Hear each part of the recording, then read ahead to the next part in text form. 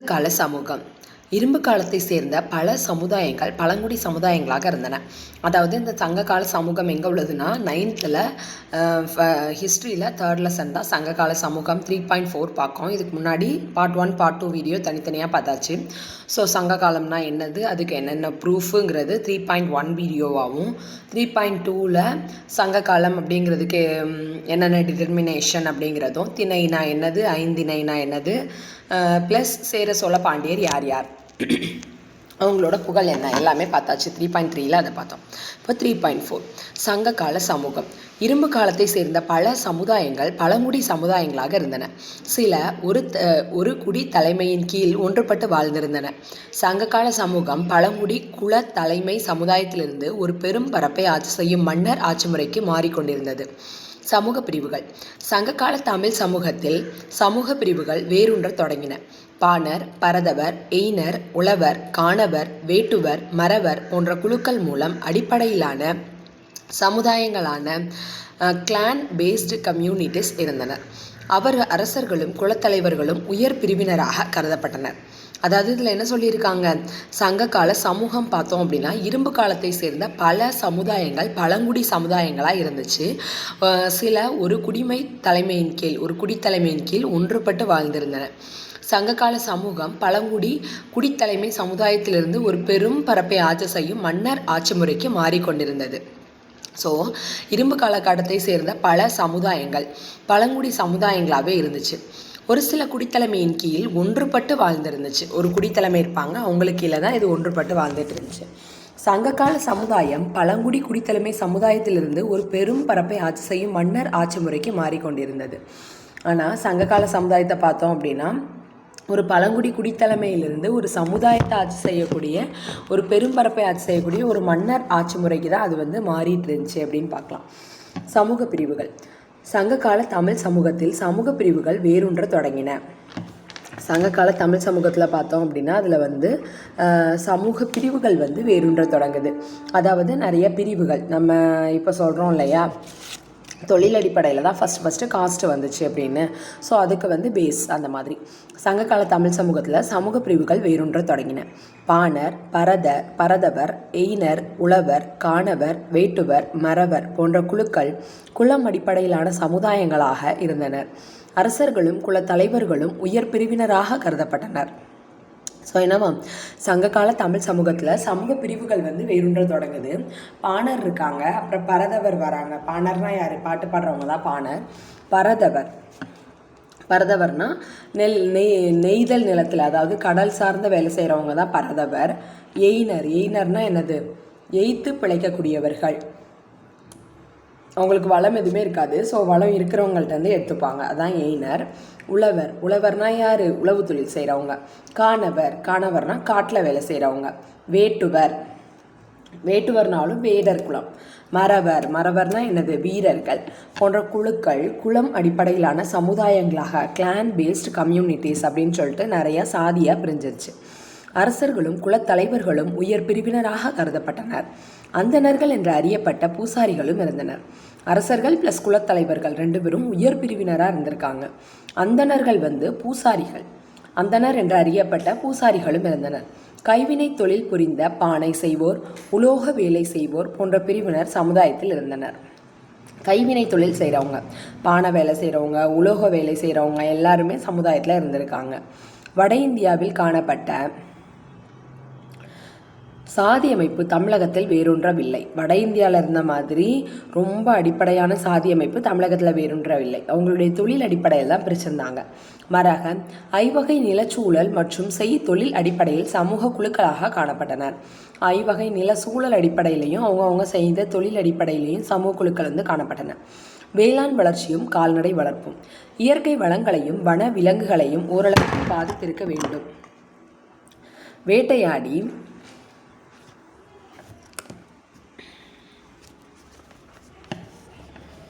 வேளாண் வளர்ச்சியும் கால்நடை வளர்ப்பும் இயற்கை வளங்களையும் வனவிலங்குகளையும் ஓரளவுக்கு பாதித்திருக்க வேண்டும். அதாவது வேளாண் வளர்ச்சியாக இருக்கலாம், கால்நடை வளர்ப்பாக இருக்கலாம். இது இயற்கை வளங்களையும் வனவிலங்குகளையும் ஓரளவுக்கு அது பாதிச்சிருக்கணும். ஏன்னா வேளாண் வளர்ச்சி கால்நடை வளர்ப்பு ரெண்டுமே வந்து வனவிலங்குகளையும் சேர்த்து பாதிக்கும் இல்லையா, இயற்கை வளங்களையும் பாதிக்கும். வேட்டையாடி வாழ்ந்து வந்த சில பிரிவினர் வனப்பகுதிகளில் வாழ கட்டாயப்படுத்தப்பட்டிருக்கலாம் அல்லது காலப்போக்கில் உடல் உழைப்பு தொழிலாளர்களாக மாறியிருக்கலாம். வேட்டையாடி வாழ்ந்து வந்தவங்க வந்து வனப்பகுதியில் வாழ்கிற சூழல் ஏற்பட்டிருக்கலாம், இல்லைன்னா அவங்க காலப்போக்கில் அப்படியே உடல் உழைப்பு தொழிலாளராக மாறியிருக்கலாம். நன்சை வேளாண் பகுதிகளில் வேளாண் வளர்ச்சிக்காக சில குறிப்பிட்ட சமூக பிரிவினர் பெருமளவு உடல் உழைப்பை தந்தனர். நன்சை வேளாண் பகுதினா என்னது, மாடை வச்சு உழுது அதில் நீர் பாய்ச்சி நெல் விதைச்சி அதை அறுத்து நெல்லாக மாற்றி அதில் ஒரு குறிப்பிட்ட சமூக பிரிவினர் வந்து பெருமளவு உடல் உழைப்பை வந்து தந்தனர். பெண்கள் பார்த்தோம் அப்படின்னா சங்க இலக்கியங்களில் தாய், தலைவி, செவிலித்தாய், தோழி என்ற பற்பல இடங்களில் மகளிர் குறித்த செய்திகள் பலவாறு கூறப்படுகின்றன.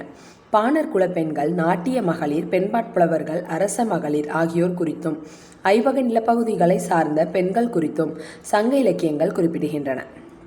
அதாவது சங்க இலக்கியங்களில் தாய், தலைவி, செவிலித்தாய், தோழி என்று பற்பல இடங்களில் மகளிர் குறித்த செய்திகள் வந்து பலவாறு கூறப்படுது. பாணர் குல பெண்கள், நாட்டிய மகளிர், பெண்பாட்புலவர்கள், அரச மகளிர் ஆகியோர் குறித்தும் ஐவகை நிலப்பகுதிகளை சார்ந்த பெண்கள் குறித்தும் சங்க இலக்கியங்கள் வந்து குறிப்பிடுது. வெண்ணி என்ற ஊரை சார்ந்த வெண்ணி குயத்தியார் பெண்பாட்புலவராக கண்டறியப்படுகிறார். மகளிர் திணைப்புணம் காத்தல் குறித்தும் உமணர் குல மகளிர் உப்பு விற்றது குறித்தும் சங்க செயல்கள் குறிப்பிடுகின்றன. வெண்ணி அப்படிங்கிற ஊரை சார்ந்தவர் தான் யார், வெண்ணி குயத்தியார் அப்படிங்கிற பெண்பாட்புலவர். அப்புறம் மகளிர் திணைப்புணம் காத்தல், நெல்லெல்லாம் கொட்டி வச்சுருப்பாங்க இல்லையா, அதை வந்து பாதுகாத்துக்கிறது, பறவைகள்கிட்ட விலங்குகள்கிட்ட பாதுகாத்துறது மகளிரோட வேலை. உமணர் குல மகளிர் உப்பு விற்றது குறித்தும் சங்க செய்யுள்கள் குறிப்பிடுகின்றன. உமணர் குல பெண்ணை வந்து உப்பு விற்க வர்ற செய்தியும் ஒரு சங்க செய்யுளில் குறிப்பிடப்பட்டிருக்கு. இதன் மூலம் பெண்கள் முதல்லை உற்பத்தியில் ஈடுபட்டதை அறியலாம். ஸோ இவங்க வந்து வேளாண்மையாக இருக்கலாம், உப்பு விளைவித்தலாக இருக்கலாம், இந்த மாதிரி முதல்லை உற்பத்தியில் வந்து பெண்கள் வந்து ஈடுபட்டிருக்காங்க. பெண்கள் தங்கள் கணவரோடு உயிர் துறக்க முன்வந்ததை அக்கால இலக்கியங்கள் சில இடங்களில் காணலாம். ஸோ அப்போவே சதி இருந்திருக்கு, பெண்கள் தானே தன்னோட கணவரோட உயிர் துறக்க முன் வந்திருக்காங்க அப்படின்னு சொல்லுது. ஸோ 3.4ல் மொத்தமாகவே என்ன சொல்லியிருக்காங்க அப்படின்னா,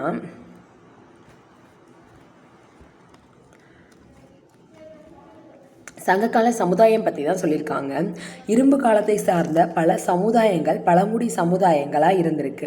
அவங்க வந்து தலைமை, ஒரு குடித்தலைமைக்கு கீழே ஒன்றுபட்டு பழங்குடி குலத்தலைமை சமுதாயத்திலிருந்து அப்படியே டெவலப் ஆகி மன்னர் ஆட்சி முறைக்கு மாறியிருக்காங்க. சமூக பிரிவு பார்த்தோன்னா பாணர், பரதவர், எயினர், உழவர், காணவர், வேட்டுவர், மறவர் போன்ற குழுக்கள் குலம் அடிப்படையிலான சமுதாயங்களாக இருந்திருக்கு. ஸோ அரசர்களும் குலத்தலைவர்களும் உயர் பிரிவினராக இருந்திருக்காங்க. பூசாரி இருந்திருக்காங்க, பானை செய்வோர் இருந்திருக்காங்க, உலக வேலை செய்வோர் இருந்திருக்காங்க. வட இந்தியாவில் காணப்பட்ட சாதி முறை மாதிரி இல்லாமல் வேறு வகையான ஒரு ஐவகை சூழல் செய்தொழில் அடிப்படையிலான சாதி முறையாக இருந்திருக்கு அப்படின்னு சொல்லலாம். அப்புறம் வேட்டையாடுறவங்க வந்து காடுகளிலே வசிச்சிருக்காங்க. அப்புறம் வேளாண் வளர்ச்சி நல்லா டெவலப்மெண்ட்றதுக்கு பெண்கள் பார்த்தோம் அப்படின்னா தலைவி, செவிலித்தாய், தோழி, தாய் அப்படின்னு நிறைய செய்திகள் வந்து சங்க இலக்கியங்களில் குறிப்பிடப்படுது. ப்ளஸ் பாணர் குல பெண்கள், நாட்டிய மகளிர், பெண்பாட்புலவர்கள், அரச மகளிர் ஆகியோர் குறித்தும் ஐவகை நிலப்பகுதிகளை சார்ந்த பெண்கள் குறித்தும் சங்க இலக்கியங்கள் வந்து குறிப்பிடுகின்றன. வெண்ணி என்ற ஊரை சார்ந்த வெண்ணி குயத்தியார் பெண்பாட்புலவராக கண்டறியப்படுகிறார். மகளிர் திணைப்புணம் காத்தல் குறித்தும் உமணர் குல மகளிர் உப்பு விற்றது குறித்தும் சங்க செய்யுள்கள் குறிப்பிடுகின்றன. இதன் மூலம் பெண்கள் முதல்லை உற்பத்தியில் ஈடுபட்டிருக்காங்க அப்படிங்கிறத நமக்கு வந்து அறிய முடியுது. பெண்கள் தங்கள் கணவரோடு உயிர் துறக்கவும் முன் வந்திருக்காங்க அப்படிங்கிறதையும் சில இலக்கியங்கள் வந்து சொல்லுது. 3.5 பொருளாதாரம் ரொம்ப ரொம்ப பெருசாக இருக்குது. ஸோ இதையும் டீட்டெயிலாக பார்த்துடலாம். திணை கோட்பாடு விளக்குவது போலவே சங்ககால பொருளாதாரம் பல வகைப்பட்டதாக இருந்தது. வேளாண்மை, கால்நடை வளர்ப்பு, வணிகம், பண பரிமாற்றம், வேட்டையாடுதல், மீன் பிடித்தல் என்று மக்கள் வாழ்ந்த நிலங்களுக்கு ஏற்றவாறு தொழில்களும் அவை சார்ந்த பொருளாதாரமும் இருந்தன. ஸோ பொருளாதாரம் பார்த்தோன்னா திணை கோட்பாடு விளக்குற மாதிரியே சங்ககால பொருளாதாரம் வந்து பல வகைப்பட்டதாக இருந்துச்சு. ஒன்று வேளாண்மை சார்ந்ததாகவோ, இல்லைனா கால்நடை வளர்ப்பு சார்ந்ததாகவோ, வணிகம் சார்ந்ததாகவோ, பண பரிமாற்றம் சார்ந்ததாகவோ, வேட்டையாடுதல், மீன் பிடித்தல் இது சார்ந்ததாகவும் இருந்திருக்கு. வேளாண்மை, கால்நடை வளர்ப்பு, வணிகம், பண பரிமாற்றம், வேட்டையாடுதல், மீன் பிடித்தல் அப்படின்னு மக்கள் வாழ்ந்த நிலங்களுக்கு ஏற்றவாறு தொழில்களும் அவை சார்ந்த பொருளாதாரமும் இருந்துச்சு அப்படின்னு சொல்லலாம். வேளாண்மை உற்பத்தி. சங்ககால மக்களின் உயிர் வாழ்க்கை தேவைகளை நிறைவு செய்வதல்ல, வேளாண்மையே முதலிடத்தில் இருந்தது. நெல், கம்பு, சிறு தானியங்கள் பயிரிடப்பட்டன. நன்சை நிலத்திலும் புன்சை நிலத்திலும் பயிர் தொழில் நடைபெற்றது. சங்ககால மக்களோட உயிர் வாழ்க்கை தேவைகளை நிறைவு செய்கிறதுல வேளாண்மை தான் ஃபஸ்ட் இடத்துல இருந்திருக்கு அப்படின்னு சொல்கிறாங்க. நெல், கரும்பு, சிறு தானியம் இது எல்லாமே பயிரிடப்பட்டிருக்கு. நன்சை நிலத்தில் புன்சை நிலத்துலையும் பயிர் தொழில் நல்லா நடந்திருக்கு. ஆற்று நீர் பகுதிகளிலும் குளம், ஏரி போன்ற நீர்நிலைகளில் பாசன வசதி பெற்ற பகுதிகளிலும் நெல் பயிரிடப்பட்டன. அதாவது நெல் ஆற்று வடிநீர் பகுதி ப்ளஸ் குளம், ஏரி எல்லா நீர்நிலை பாசன வசதி பெற்றதுலையுமே நெல் பயிரிடப்பட்டிருக்கு அப்படின்னு சொல்ல. புன்சை நிலத்தில் பயிரிடப்பட்டன. செந்நெல்,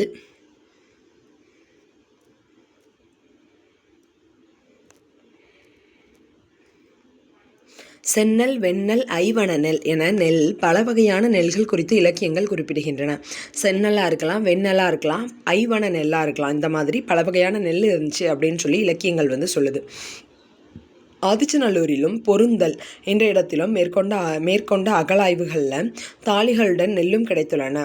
ஸோ ஆதிச்சநல்லூர்லையும் பொருந்தல் அப்படிங்கிற இடத்துலையும் என்ன கிடச்சிருக்கு? நெல் கிடச்சிருக்கு. ஸோ இது ரொம்ப ரொம்ப இம்பார்ட்டன்ட்.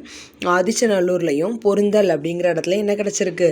அகழாய்வுகளில் தாளிகளுடன் நெல்லும் கிடைத்துள்ளது. வனப்பகுதிகளில் இடம் விட்டு இடம் மாறி சாகுபடி செய்யும் முறை புனம் எனப்படும். ஒரு இடத்துலேருந்து இன்னொரு இடத்துக்கு மாறி மாறி போயிட்டே இருப்பாங்க, நாங்கள் சாகுபடி செஞ்சுட்டே இருப்பாங்க. ஸோ அதை புனம் அப்படின்னு சொல்லியிருக்காங்க. ஸோ நெல் செந்நெல், வெண்ணெல், ஐவன நெல் அப்படின்னு பல வகையான நெல்கள் இருக்குது அப்படின்னு இலக்கியங்கள் சொல்லுது. ஆதிச்சநல்லூர்லையும் பொருந்தல் அப்படிங்கிற இடத்துலையும் மேற்கொண்ட அகழாய்வுகளில் தாளிகளோடு சேர்ந்த நெல்லும் கிடச்சிருக்கான். ஸோ ஆதிச்சநல்லூர், பொருந்தல் இங்கே ரெண்டையும் நெல் கிடச்சிருக்கு அப்படிங்கிறது இம்பார்ட்டண்டான நியூஸ். வனப்பகுதிகளில் இடம் விட்டு இடம் மாறி சாகுபடி செய்யும் முறை புனம் அப்படின்னு அழைக்கப்பட்டது. கால்நடை வளர்ப்பு. பசு, எருமை, காளை உள்ளிட்ட மாடுகள், வெள்ளாடு, செம்மறி ஆடுகளை வளர்த்தல் மூலம் மக்கள் தங்கள் வாழ்வாதாரத்தை பெருக்கினர். பசு வளர்த்தாங்க, எருமை மாடு வளர்த்தாங்க, காளை மாடு வளர்த்தாங்க உள்ளிட்ட மாடுகள், வெள்ளாடு, செம்மறி ஆடு இது எல்லாமே என்ன பண்ணாங்க? வளர்த்து அது மூலமாக மக்கள் தங்கள் வாழ்வாதாரத்தை பெருக்கினாங்க. சங்ககால கைவினை மற்றும் தொழிற்கூடங்கள். கைவினை தயாரிப்புகளும் மிக நுண்ணிய வேலைப்பாடுகளுடைய தொழில் பொருட்களும் நகர வாழ்வின் முக்கியமான அடையாளங்கள் ஆகும். ஸோ கைவினை தயாரிப்பாக இருக்கலாம், கைவினை தயாரிப்பு ப்ளஸ் மிக நுண்ணிய வேலைப்பாடுடைய தொல்பொருள் தயாரிப்பு நகர வாழ்வின் முக்கியமான அடையாளங்களாக இருக்குது. சங்ககால கைவினை மற்றும் தொழிற்கூடங்கள், கைவினை தயாரிப்புகளும் மிக நுண்ணிய வேலைப்பாடுகளுடைய தொல்பொருட்களும் நகர வாழ்வின் முக்கியமான அடையாளங்களாக இருக்குது. சங்ககால கைவினை தொழிற்கூடங்கள் பற்றி படிக்க போகிறோம். ஸோ கைவினை தயாரிப்புகள் அப்படிங்கிற பாயாக இருக்கலாம், ட்ரெஸ்ஸில் கேப்பு அந்த மாதிரி. ஸோ மிக நுண்ணிய வேலைப்பாடுகளுடைய தொல்பொருட்களும் தொன்மையான பொருட்கள், நுண்ணிய வேலைப்பாட்டுடைய தொன்மையான பொருட்கள் நகையாக இருக்கலாம் அந்த மாதிரி நகர வாழ்வின் முக்கியமான அடையாளங்களாக இருந்திருக்கு. அது ரெண்டுமே எந்தது? நகர வாழ்வோட முக்கியமான அடையாளம். சங்க காலத்தில் பல்வேறு பொருட்களை தயாரிக்கும் நிபுணத்துவம் பெற்ற தொழிலாளர்கள் இருந்தனர். ஸோ சங்க காலத்தில் பார்த்தோன்னா பல்வேறு பொருட்களை தயாரிக்கக்கூடிய நிபுணத்துவம் பெற்ற தொழிலாளர்கள் இருந்திருக்காங்க. பொருட்கள் உற்பத்தி செய்யும் அமைப்புகள் தொழிற்கூடங்கள் ஆகும். எந்த ஒரு இடத்துல பொருளை உற்பத்தி பண்ணுறாங்களோ அந்த இடத்த என்ன சொல்லியிருக்கோம்? தொழிற்கூடம் அப்படின்னு சொல்லியிருக்கோம்.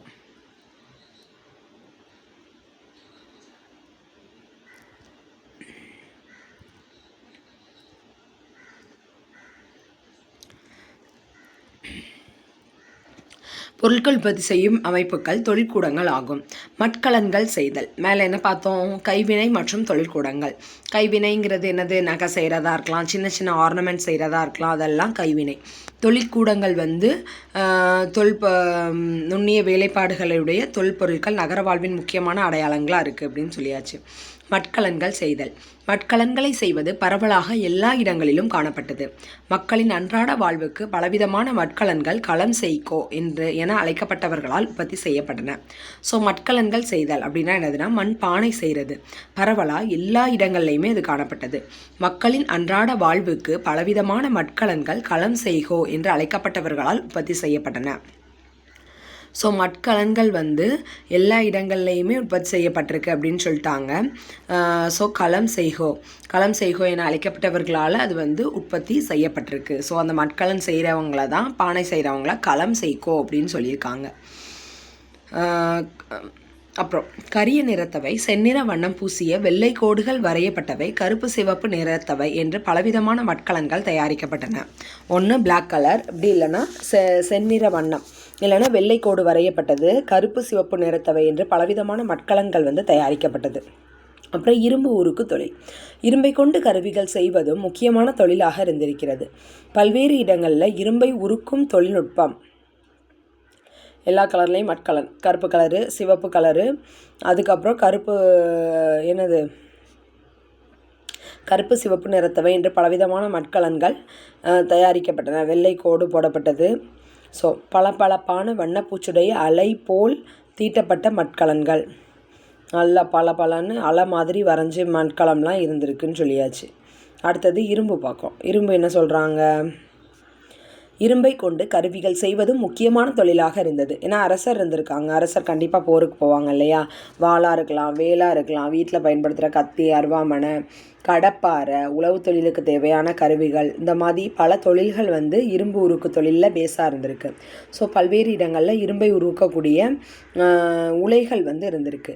அகழாய்வு மேற்கொண்ட பல இடங்களில் கொள்ளுலைகள், உருக்கு உலைகள் ஆகியன இருந்த தடயங்கள் கண்டறியப்பட்டுள்ளன. கொடுமணலிலும் குட்டூரிலும் இரும்பு உருக்கு உலைகள் அகழாய்வில் வெளிப்பட்டுள்ளன. ஸோ குட்டூர்ன்ற பேரே ரொம்ப டிஃப்ரெண்ட்டாக இருக்குது. கொடுமணல் ப்ளஸ் குட்டூர், இங்கே ரெண்டுலேயுமே இரும்பு உருக்கு உலைகள் வந்து அகழாய்வு மூலமாக வெளிப்பட்டிருக்கு அப்படின்னு சொல்லியிருக்காங்க. ஸோ அகழாய்வு மேற்கொண்ட பல இடங்களில் கொள்ளுலைகள், உருக்கு உலைகள் கண்டறியப்பட்டிருக்கு. ஸோ கொடுமணல்லையும் குட்டூரிலும் இரும்பு உருக்கு உலைகள் அப்படிங்கிறது வந்து அகழாய்வில் வெளிப்பட்டிருக்கு. இரும்பில் கருவிகள் செய்தோர் குறித்து சங்க இலக்கியத்தில் குறிப்புகள் உள்ளன. உழு கருவிகள், வாள், ஈட்டி, கத்தி போன்ற படைக்கருவிகள் தயாரிக்கப்பட்டன. சங்க இலக்கியத்தில் நிறைய குறிப்பு இருக்கான் இரும்பு கருவிகள் செஞ்சவங்க பற்றி. உழு கருவிகள்னால் அது வேளாண் கருவிகள் தான் உழு கருவிகள். வாள், ஈட்டி, கத்தி போன்ற படைக்கருவிகளும் தயாரிக்கப்பட்டன அப்படின்னு சொல்லியாச்சு. புதுச்சேரியில் கிடைத்த இரும்பு வாள், இது எல்லாமே அகழ்வாராய்ச்சியில் கிடச்சிருக்குன்னு சொல்லியாச்சு. அடுத்து கல்லில் செய்த அணிகலன்கள். சங்க காலத்து மக்கள் பலவிதமான அணிகலன்களை அணிந்து தங்களை அழகுபடுத்தி கொண்டனர். சங்க காலத்து மக்கள் பார்த்தோம்னா டிஃப்ரெண்ட்டாக நிறைய ஆர்னமெண்ட்ஸ் வந்து அணிஞ்சிருக்காங்க. எளிய மக்கள் பூக்களையும் இலை தலைகளையும் சூடி கொண்டதுடன் சுட்ட களிமண், உலோகம் ஆகியவற்றாலும் அணிகலன்கள் செய்து அணிந்தனர். ஸோ சுட்ட களிமண்லையும் உலோகத்துலேயும் கூட அணிகலன்கள் செஞ்சு அவங்க கையில் போட்டிருந்தாங்க. செல்வந்தர்கள் செம்பு, தங்கம், வெள்ளி போன்ற உலோகங்களில் செய்த நகைகளில் நவமணிகளை பதித்து அழகுபடுத்தி அணிந்தனர். செல்வந்தரை பார்த்தோம் அப்படின்னா அவங்க எப்படி அணிஞ்சாங்க? தங்க நகை, வெள்ளி நகை, செம்பு நகையில் நவமணியை பதிச்சு அவங்க வந்து அணிஞ்சுக்கிட்டாங்க. தங்க ஆபரணங்கள், தங்கத்தினாலான அணிகலன்களை சங்ககால மகளிர் பரவலாக அணிந்திருந்தனர். ரோமானியர்களின் நாணயங்களை கொண்டும் நகைகள் செய்யப்பட்டன. தங்கத்தினாலையும் அணிகலன்கள் செஞ்சு சங்ககால மகளிர் வந்து யூஸ் பண்ணிக்கிட்டாங்க. ஸோ ரோமானியருடைய நாணயம் இருக்கு இல்லையா, அந்த நாணயங்களை கொண்டும் நகைகள் வந்து செய்யப்பட்டிருக்கு. கேரளத்தின் பட்டணத்தில் பொன்னை உருக்கும் உலைகள் இருந்ததற்கான சான்றுகள் கிடைத்துள்ளன. கேரளத்தோட பட்டணத்தில் என்னது, இது வந்து இரும்பு உலை கிடையாது, பொன் உலை, அது இருந்ததற்கான சான்று வந்து கிடச்சிருக்கான். பெருங்கற்காலத்தை சார்ந்த அகழாய்வு களங்களான சுத்துக்கேணி, ஆதிச்சநல்லூர், கொடுமணல் ஆகிய இடங்களிலும் அரிக்கமேடு, கீழடி, பட்டணம், ஸோ என்னதெல்லாம் சுத்துக்கேணி, ஆதிச்சநல்லூர், கொடுமணல் ஆகிய இடங்களிலும் அரிக்கமேடு, கீழடி, பட்டணம் ஆகிய இடங்களிலும் பழங்கால நகரங்களிலும் தங்க அணிகலன்கள் கிடைச்சிருக்கு. அரிக்கமேடு, கீழடி, பட்டணம், ஆதிச்சநல்லூர், கொடுமணல், சுத்துக்கேணி இந்த இடங்கள்லாம் தங்க அணிகலன்களும் சேர்ந்து கிடச்சிருக்கு அப்படின்னு சொல்கிறாங்க. கண்ணாடி மணிகளை செய்யும் முறையை அக்கால மக்கள் அறிந்திருந்தனர். சிலிக்கா மற்றும் பிற பொருட்களை உலையிலிட்டு உருக்கி நீண்ட சிறிய குழல்களாக்கி பின்னர் அவற்றை சிறு சிறு மணிகளாக நறுக்கினர். ஸோ கண்ணாடி மணிகளை செய்யக்கூடிய முறையை வந்து அந்த கால மக்கள் வந்து அறிந்திருந்தனர். சிலிக்கா மற்றும் பிற பொருட்களை உலையிலிட்டு உருக்கி நீண்ட சிறிய குழல்களாக மாற்றி பின்னர் அவற்றை சிறு சிறு மணிகளாக நறுக்கிட்டாங்க. அதான் கண்ணாடி மணியை செய்யக்கூடிய முறை. சிலிக்கா மற்றும் பிற பொருட்களை வந்து உலையில் போட்டு எரிப்பாங்களாம்ப்பா. சிலிக்கா இருக்கு இல்லையா, சிலிக்கா பிற பொருட்களை உலையிலிட்டு உருக்கி நீண்ட குழல்களாக மாற்றி அவற்றை சிறு சிறு மணிகளாக நறுக்கிடுவாங்க. கண்ணாடி மணிகள் அப்படின்னு அது வந்து அழைக்கப்படுது. பல்வேறு வண்ணங்களிலும் வடிவங்களிலும் தயாரிக்கப்பட்டன. அரிக்கமேட்டிலும் கடலூருக்கு அருகில் குடிக்காடு என்னும் ஊரிலும் கண்ணாடி மணி செய்யும் தொழிலகங்கள் இருந்துள்ளன. எங்கெல்லாம் இருந்திருக்கு? அரிக்கமேடு ப்ளஸ் கடலூருக்கு அருகே குடிக்காடு அப்படிங்கிற ஊர்லேயும் கண்ணாடி மணி செய்யக்கூடிய தொழிற்சாலை வந்து இருந்திருக்கு அப்படின்னு சொல்கிறாங்க. கண்ணாடி மணி செய்யக்கூடிய தொழிற்சாலை இருந்திருக்கு. விலை உயர்ந்த நவமணி கற்களை வாங்க இயலாதவர்கள் கண்ணாடி மணிகளை அணிந்திருக்கலாம் என தெரிகிறது. ஸோ விலை உயர்ந்த நவமணி கற்களை வந்து வாங்க இயலாதவர்கள் கண்ணாடி மணிகளை அணிஞ்சிருக்கலாம் அப்படிங்கிறது தான் கான்செப்ட் அப்படின்னு சொல்லியாச்சு. சங்க காலத்தை சேர்ந்த செம்மணிகள் பொறிப்பு வேலைப்பாடுடைய சங்ககால செம்மணிகள் பொறிப்பு வேலைப்பாடோடு இருக்குதான்ப்பா. அதுக்கப்புறம் தங்க கோடரி வடிவ நகை, தங்க கோடரி டாலரில் போட்டிருப்பாங்க போல், வடிவ நகை. தங்கத்தினாலான தொங்கல் அணி பொருந்தல், காதில் போட்டிருந்துருப்பாங்களோ, தங்கத்தினாலான தொங்கல் அணி பொருந்தல். இப்போ கூட நம்ம இந்த மாதிரி அழகாக யூஸ் பண்ணலப்பா. அடுத்தது தங்கத்தினாலான அணிகலன் பட்டணமில் கிடச்ச தங்கத்தினாலான அணிகலன் கேரளாவில். அங்கே தான் உருக்கு உலையே இருந்துச்சு தங்கத்துக்கு. ஸோ கேட்கவா செய்யணும் அணிகலன் அங்கே இருந்துச்சான்னு. முத்து குளித்தலும் சங்கு வளையல்களும். கீழடி அகலாய்வின் போது ஒரு முத்து கிடைத்துள்ளமை குறிப்பிடத்தக்கது. சங்குகளை அறிந்து வளையல் செய்யும் தொழிலிலும் சங்க காலத்தில் சிறப்புற்றிருந்தது. பாம்பன் கடல் பகுதிகளில் சங்குகளை சேகரித்தனர். கைவினை கலைஞர்கள் அவற்றை அழகுற அறுத்து எழிலான வளையல்களை செய்தனர். முழுமையான சங்குகளும் உடைந்த வளையல்களும் பல தொல்லியல் இடங்களில் கிடைத்துள்ளன. பெண்கள் சங்கு வளையல்கள் அணிந்திருந்தது குறித்து சங்க இலக்கியங்களில் குறிப்புகளும் காணப்படுகின்றது. ஸோ முத்து குளித்தலும் சங்கு வளையலும்னு பார்த்தோன்னா கீழடியில் வந்து முத்து கிடச்சிருக்குதான். சங்கு அரிஞ்சு அதுலேருந்து என்ன பண்ணியிருக்காங்க, வளையல் செஞ்சுருக்காங்க. ஸோ பாம்பன் கடற்பகுதியில் சங்குகளை வந்து சேகரிச்சிருக்காங்க. ஸோ பாம்பன் கடல் பகுதியில் தான் சங்கு சேகரிச்சிருக்காங்கன்னு தெரியுது. அப்புறம் என்ன பண்ணியிருக்காங்க, கைவினை கலைஞர்கள் அவற்றை அழகுற வளையலாக செஞ்சுருக்காங்க. முழுமையான சங்குகளும் உடைந்த வளையல்களும் பல தொல்லியல் இடங்களில் கிடைத்துள்ளன. பெண்கள் சங்கு வளையல்கள் அணிந்திருந்தது குறித்து சங்க இலக்கியங்களில் குறிப்புகள் இருக்குது. நெல்மணிகளை பதித்து அடையாளமிட்ட சுடுமண்ணில் செய்யப்பட்ட அச்சு. நெல்மணிகளை பதித்து அடையாளமிட்ட சுடுமண்ணில் செய்யப்பட்ட அச்சு கீழடி.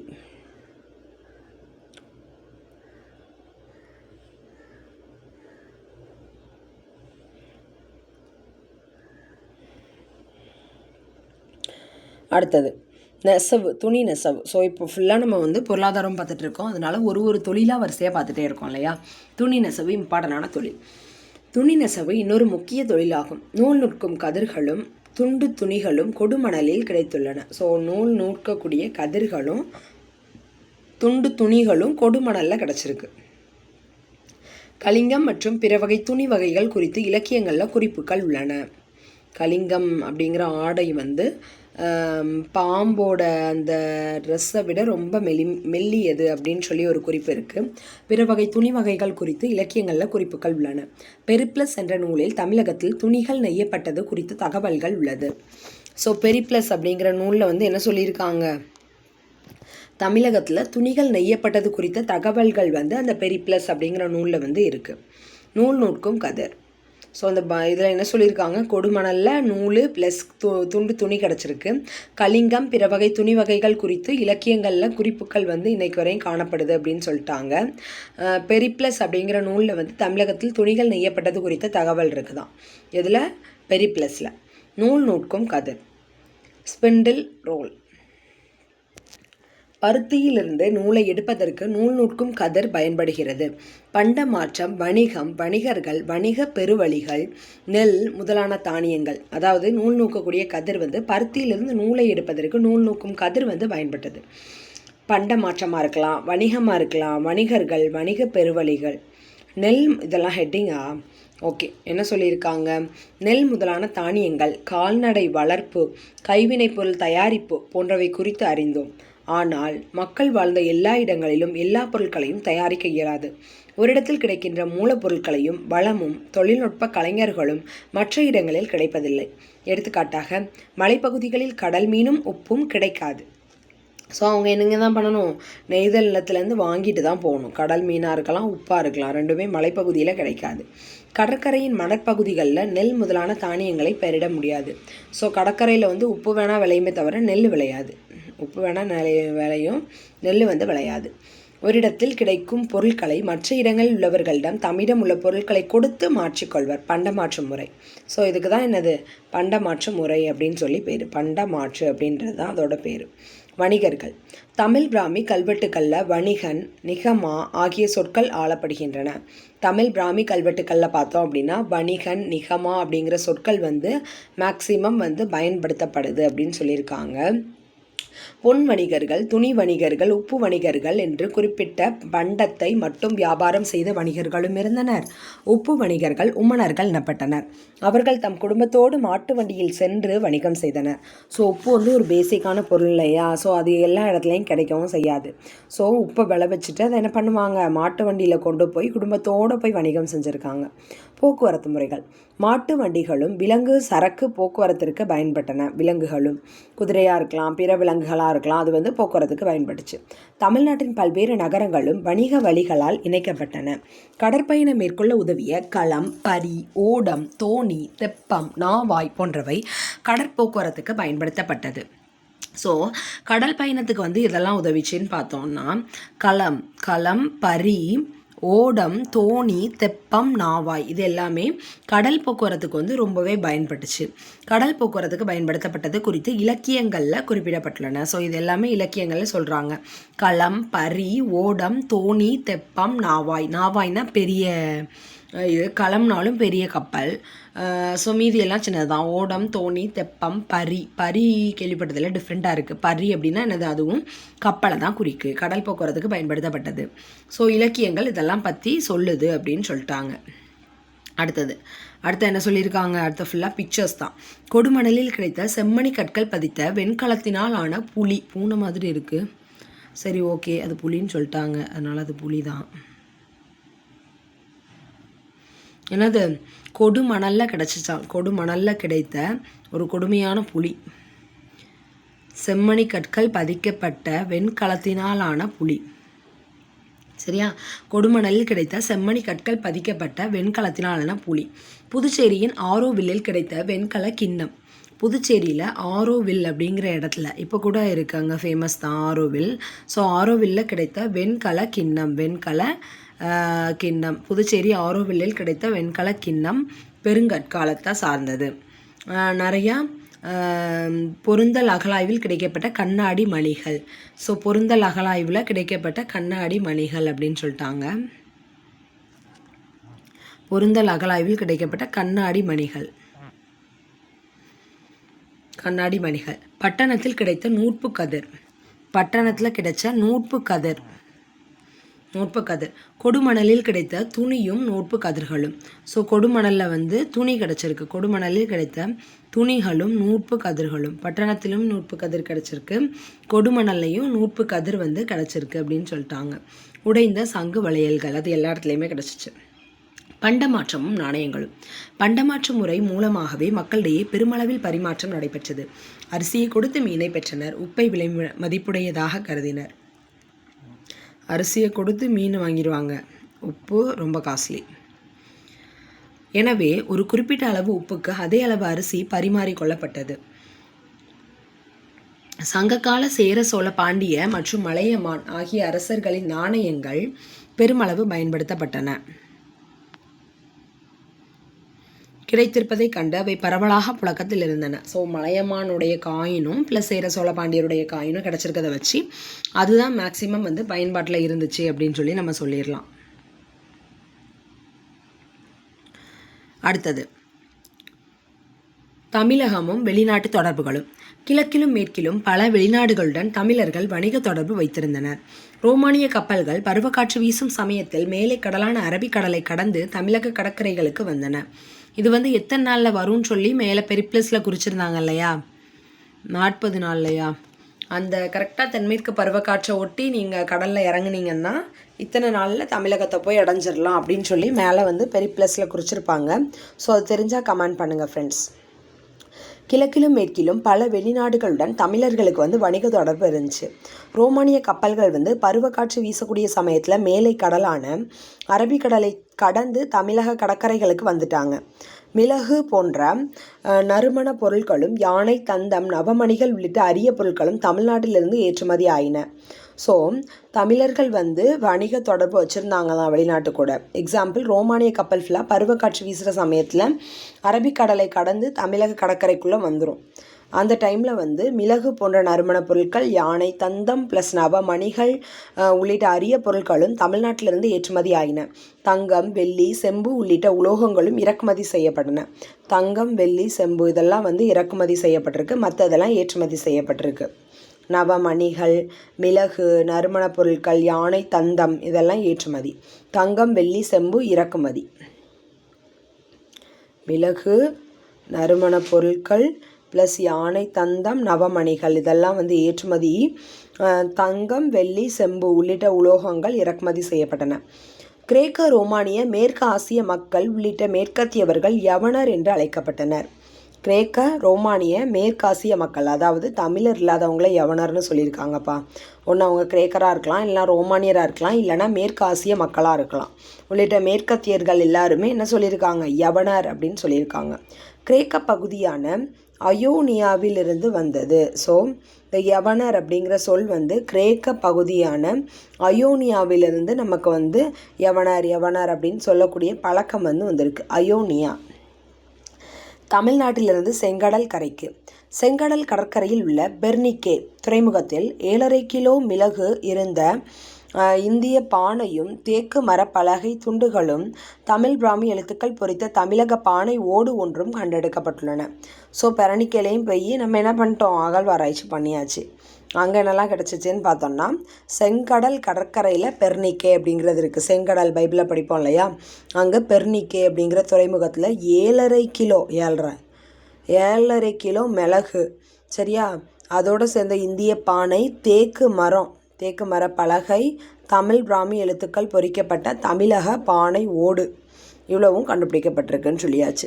செங்கடல் கடற்கரையில் பெர்னிக்கே அப்படிங்கிற துறைமுகத்தில் 7.5 கிலோ மிளகு இருந்திருக்கு, ப்ளஸ் இந்திய பானை துண்டோடு இருந்திருக்கு, தேக்கு மரப்பலகை துண்டு, தமிழ் பிராமி எழுத்து பொறித்த தமிழக பானை ஓடு இவ்வளவோ இருந்திருக்கு. செங்கடல் கடற்கரையில் பெர்னிக்கே துறைமுகத்திற்கு வட பகுதியில் உள்ள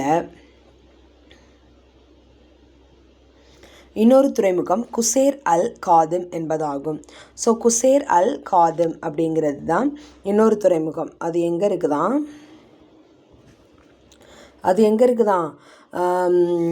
செங்கடல் கடற்கரையில் பெர்னிக்கே துறைமுகத்துக்கு வடக்கே இருக்கிறது தான் குசேர் அல் காதிம் அப்படிங்கிறது. இந்த இடத்தில் தமிழ் பிராமி எழுத்துக்கள் கொண்ட 3 சுடுமண் பாண்ட துண்டுகள் கண்டறியப்பட்டன. அவற்றில் பானை ஓரி கண்ணன் சாத்தன் என எழுதப்பட்டுள்ளது. அதாவது அந்த இதில் அதோட ஓனர் பேர்லாம் எழுதப்பட்டிருக்கு. மொத்தமாக கொண்டு வம்சம் தொலைஞ்சிடக்கூடாதுன்னு பேர் எழுதுனாங்கன்னு ஆல்ரெடி பார்த்தோம். ஸோ பனை ஓரி, அவன் ஒருத்தன் பேர் பனை ஓரி, ஓட்டேரி நரிங்கிற மாதிரி பனையோரி சாத்தன் கேள்விப்பட்ட நேம் தானே. ஸோ அவரை சாதன்னு சொல்லியிருக்காங்க. கண்ணன் நல்லாவே தெரிஞ்ச பேர் கண்ணன் அப்படின்னு சொல்லியிருக்காங்க என எழுதப்பட்டுள்ளது. எங்கே? குசேர் அல் காதிம் அப்படிங்கிற கடற்கரையில் கிடச்சிது. இது செங்கடல் பக்கத்தில் இருக்கிற பெர்னிக்கே துறைமுகத்துக்கு வடக்கு பக்கத்தில் இருக்கிறது தான் குசேர் அல் காதிம். ஸோ அந்த இடத்துல தமிழ் பிராமி எழுத்துக்கள் கொண்ட 3 சுடுமண் பாண்ட துண்டுகள் கண்டறியப்பட்டிருக்கு. அதில் பனை ஓரி, கண்ணன், சாதன் என எழுதப்பட்டுள்ளது அப்படின்னு சொல்லியாச்சு. எகிப்தின் பெர்னிக்கேயில் கண்டெடுக்கப்பட்ட மிளகு வைக்கப்பட்டிருந்த தமிழகத்தின் பானைகள். ஸோ எகிப்தில் பெர்னிக்கேயில் கண்டெடுக்கப்பட்ட மிளகு வைக்கப்பட்டிருந்த தமிழகத்தோட பானைகள். இதுதான் எகிப்தில் பெர்னிக்கே அப்படிங்கிற இடத்துல கண்டறியப்பட்ட மிளகு வைக்கப்பட்ட பானை. இந்த பானைக்குள்ளே 7.5 கிலோ மிளகு இருந்திருக்குப்பா, எழுதி வச்சுருவோம். 7.5 கிலோகிராம் மிளகு இருந்திருக்கு. 7.5 கிலோகிராம் மிளகு அங்கே கண்டறியப்பட்டிருக்கு. பெரும்பத்தன் கல் என்ற பெயரில் தாய்லாந்து நாட்டில் உள்ள குவான் லூ பாட் என்ற இடத்தில் அரிய கல் ஒன்று கிடைத்துள்ளது. பெரும்பத்தன் கல் அப்படின்னு சொல்கிறோம். இது குவான் லூன் பாட் அப்படிங்கிற இடத்துல அரிய கல்லாக கிடச்சிருக்கு. அரிய கல் ஒன்று கிடைத்துள்ளது. இக்கல் பெரும்பத்தன் என்பவரால் பயன்படுத்தப்பட்டிருக்கலாம். மேலும் அவர் ஒரு பொற்கல்லராக இருக்க வேண்டும். அந்த கல் தங்கத்தின் தரத்தை அறிய உதவும் உரைக்கல் ஆகும். ஸோ பெரும்பத்தன் கல்லுங்கிறது என்னது? பெரும்பத்தன் அப்படிங்கிறவங்களே ஒரு தங்க ஆசாரியாக இருந்திருக்கலாம். ஸோ அவர் தங்கத்தோட தரத்தை அறியறதுக்கு உரைக்கல் வச்சுருந்துருக்கலாம். அந்த கல்லை தான் பெரும்பத்தன் கல்லுன்னு சொல்கிறோம். தாய்லாந்து நாட்டில் குவான் லுக் பாட் அப்படிங்கிற இடத்துல அரிய கல்லாக கிடச்சிருக்கு. குவான் லுக் பாட். ஸோ இக்கல் பெரும்பத்தன் என்பவரால் பயன்படுத்தப்பட்டிருக்கலாம். மேலும் அவர் ஒரு பொற்கல்லராக இருந்திருக்க வேண்டும்.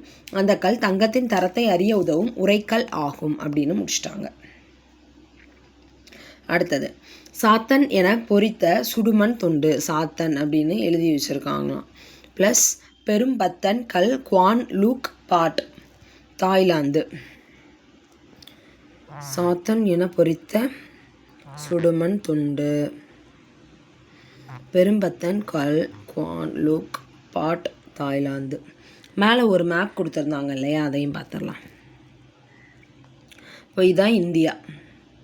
இந்தியா நமக்கு தெரியும். கொற்கையாக இருக்கலாம், முசிறியாக இருக்கலாம், சவுல், கல்யாண், சோபாரா இதெல்லாம் குஜராத் பக்கத்தில். மந்தகோரா, பைசாண்டியம், மல்வான், டிண்டிஸ், நெல்செண்டா துறைமுகம், கமரான்றது கலப்பட்டணம், உறையூர், அர்க்கரு, பொதுக்கா, பாண்டிச்சேரி, பொதுக்கா, சோபட்மா இவ்வளவும் கடல். இது உள்ளே பார்த்தோன்னா பைத்தன், தஹாரா, ஓரிகசா, உஜ்ஜயினி, பார்பேரிக்கம், மின்னகரா, ஒரே ஒம்மனா இவ்வளோட இருக்குது. இங்கே கங்கையும் இருக்குது. துணி புசிபலஸ். ஓகே, இங்கேருந்து அப்படி இதெல்லாம் பாலைவனம் இல்லையா, அதனால தான் பேரிச்சை, ஒயின், தங்கம்லாம் கிடச்சிருக்கு. ஒம்மனா அப்படிங்கிற இடத்துல. ஒம்மனா. அப்படி பாரசீக கடல், அபலோகஸ் இதெல்லாம் என்னது? ஆசியாவோட பிற பகுதியாக இருக்கலாம். ஒயின் தானியம், சாம்பிராணி, சபத் கனா, சபர் முசா, ஈடமோன், அரேபியா, ஏடன், மோசிலம், பனோ, ஓபோன், முண்டுஸ், மலாவ், அவலைட்ஸ், அடுலஸ், தந்தம், நறுமணப் பொருள், பட்டை, சரப்பியன். மசல் துறைமுகம், குசேர அல் காதிம், பெர்னிக்கே, அர்சினோ. இங்கே தான் போயிருக்கோம். எங்கே? அரேபியன் வளைகுடா வழியாக பூந்து பெர்னிக்கே, குசேர அல் காதிம், மசல் துறைமுகம், அடுலஸ் இங்கெல்லாம் தான் போயிருக்கோம். டயஸ்போலஸ், லவோடீசியா, காஸ்பியன் கடல். நன்கு வடிவமைக்கப்பட்ட யவனர்களின் கப்பல் தங்கம் பிற உலோக காசுகளுடன் முசிறி துறைமுகத்திற்கு மிளகை ஏற்றி சென்றதாக அகநானூற்றி 149 செய்யுள் கூறுகிறது. பொன்னோடு கரியோடு பெயரும். அதை தான் சொல்லியிருக்காங்க, வேற ஒன்றும் இல்லை. கரின்னா என்னது? நம்மளோட மிளகை தான் கரின்னு சொல்லுவாங்க இல்லையே? ஆமாம், பொண்ணோடு கரியோடு பெயரும். கரின்னா என்னது? மிளகை தான் சொல்லியிருப்பாங்க. ஸோ அதுதான் அகநானூற்றோட 149வது பாடல். நன்கு வடிவமைக்கப்பட்ட யவனர்களின் கப்பல் தங்கம் பிற உலோக காசுகளுடன் முசிறி துறைமுகத்துக்கு மிளகை ஏற்றி செல்லும் அப்படின்னு சொல்லிட்டாங்க.